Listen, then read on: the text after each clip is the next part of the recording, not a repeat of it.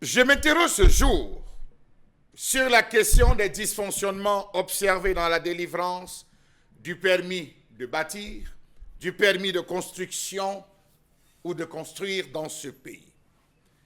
Comment comprendre ces dysfonctionnements patents et préoccupants observés dans certaines municipalités de ce pays? C'est grave. C'est très grave. Au moment où on exige à tous d'avoir un permis de bâtir, au moment où on exige à tous d'être en conformité avec les textes réglementaires, au moment où on assiste à des démolitions, des déguerpissements incompréhensibles, ceux qui s'essaient à obtenir ce sésame se trouvent coincés.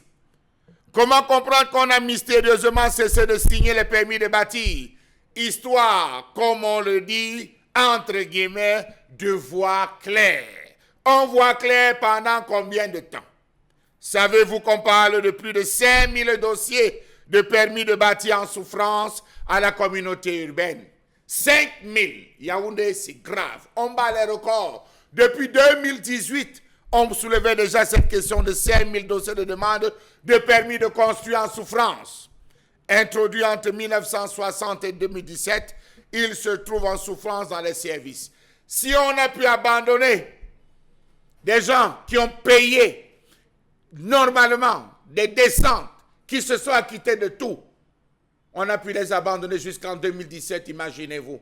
Désormais, c'est difficile d'avoir ces sésames. Il faut débourser beaucoup d'argent, dit-on. Comment comprendre que les bureaux des maires se soient transformés en de véritables tombeaux pour les dossiers des demandes de permis de construire, sémant la confusion même parmi les adjoints et collaborateurs, tous perplexes face à cette énigme. Messieurs, on travaille sur la question. Messieurs, vous avez déposé, il y a votre numéro sur le dossier. Messieurs, on va vous appeler. Messieurs, on attend la vérification sur le terrain. Messieurs, on attend la mise à jour. D'ailleurs, la mise à jour est en cours. Daignez patienter et attendre.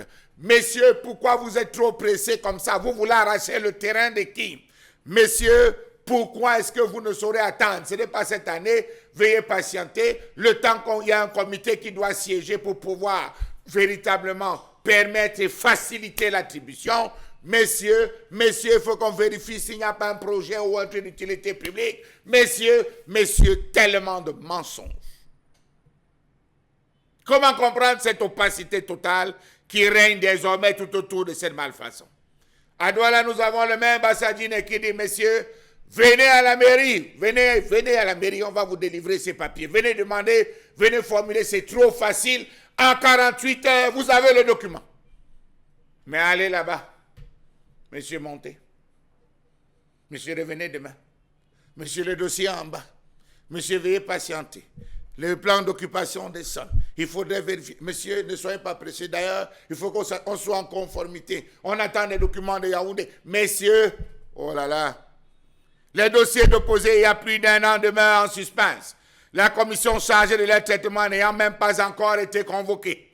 Cette inertie administrative provoque une irritation grandissante parmi les habitants ainsi que parmi les investisseurs. Ces derniers accusant les maires de ralentir le dynamisme de développement de la capitale.